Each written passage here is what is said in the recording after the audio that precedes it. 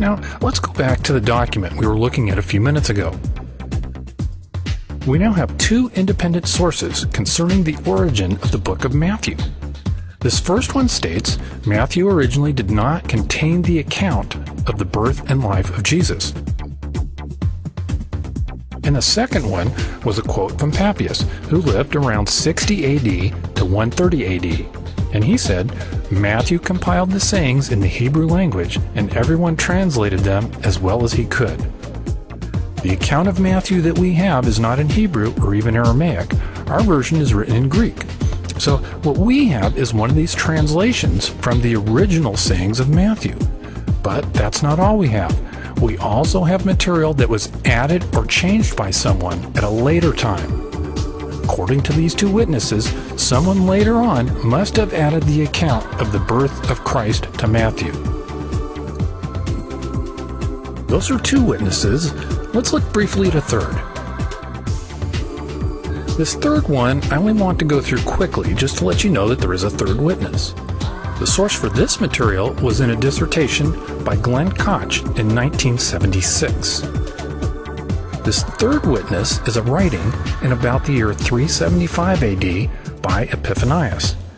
He is also aware that there are copies of Matthew which do not contain the events surrounding the birth of Jesus Christ.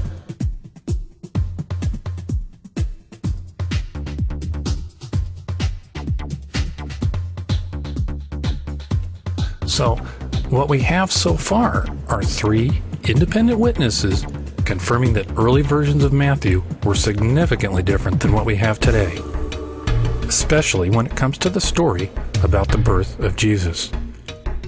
We now see that the text of Matthew has been changed, but who did it and why? There was a study which was published in the spring 2002 edition of Perspectives in Religious Studies by Derek Dodson. It was titled Dreams, the Ancient Novels, and the Gospel of Matthew, an intertextual study. In this 13-page article, Mr. Dodson compares the dreams found in ancient Greek novels with the dreams found in the Gospel of Matthew.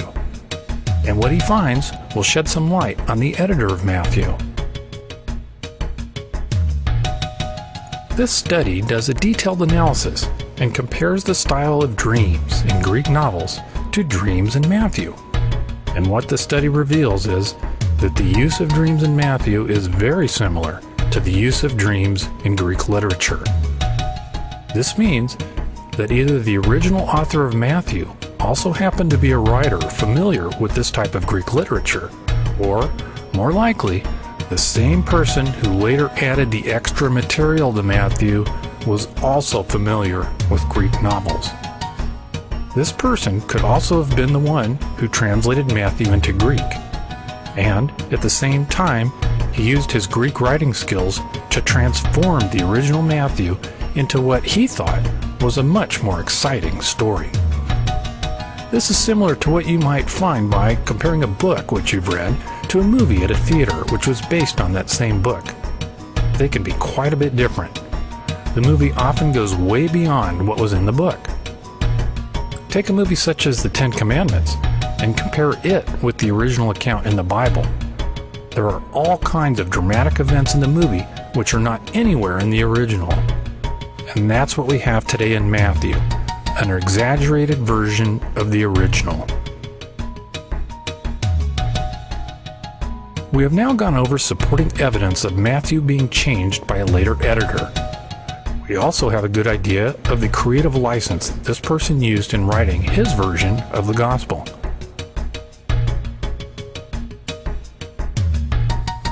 There are essentially three categories of changes that were done to Matthew.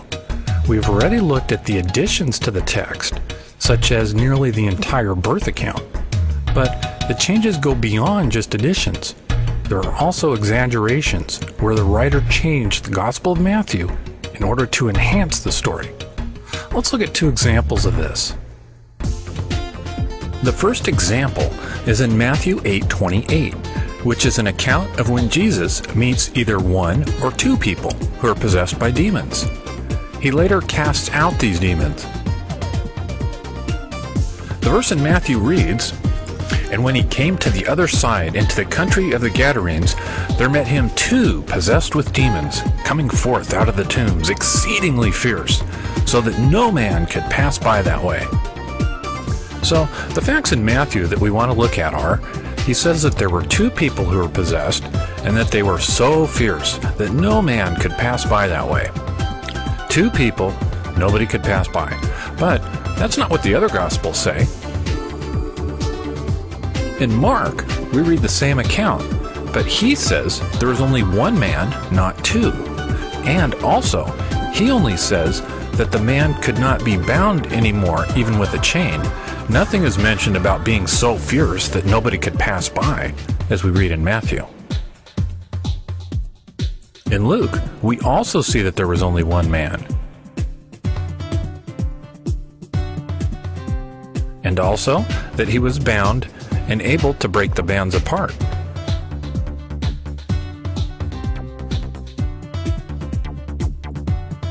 In comparing Matthew to Mark and Luke, we start to see a pattern of exaggeration in Matthew. Matthew says there were 2 people who were possessed with demons that Jesus met. Mark and Luke say only 1. Matthew says they were so fierce that nobody could pass by that way. Mark and Luke only say that he could not be bound. This is just one example of what the editor of Matthew did to enhance the story. Here's a second example. Jesus meets either 1 or 2 blind men near Jericho and gives them their sight. Again, we see the exaggeration in Matthew.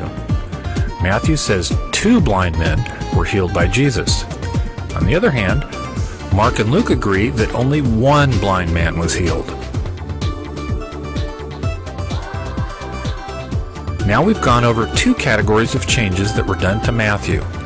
First, there were additions to the text, such as most of the birth narrative in the first 2 chapters. Second, there were the exaggerations. And third, we also have many verses which are in the wrong place. This type of problem is found throughout Matthew.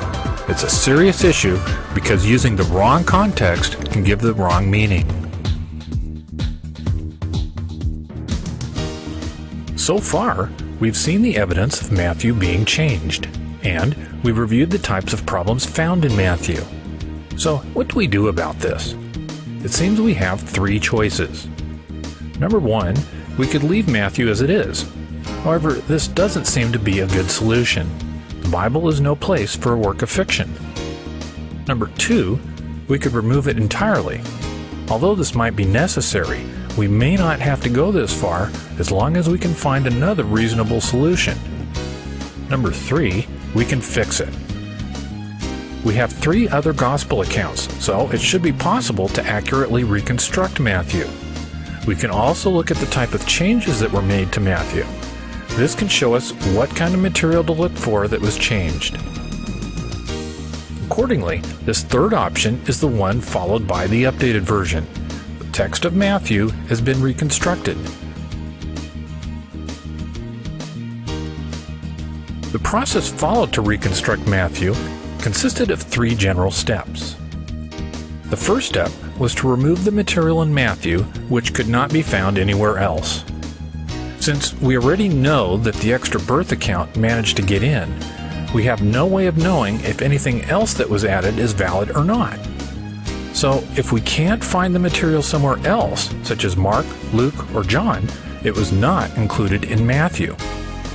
Also, any exaggerations or other types of changes were removed or made to conform to the other accounts.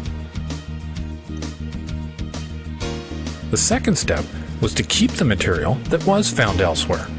However, it had to be reorganized so it would be in the right context. The third and last step was that after all of this, it became apparent that the traditional chapter and verse numbering system could not be kept. So the book of Matthew was renumbered based on its new sequence.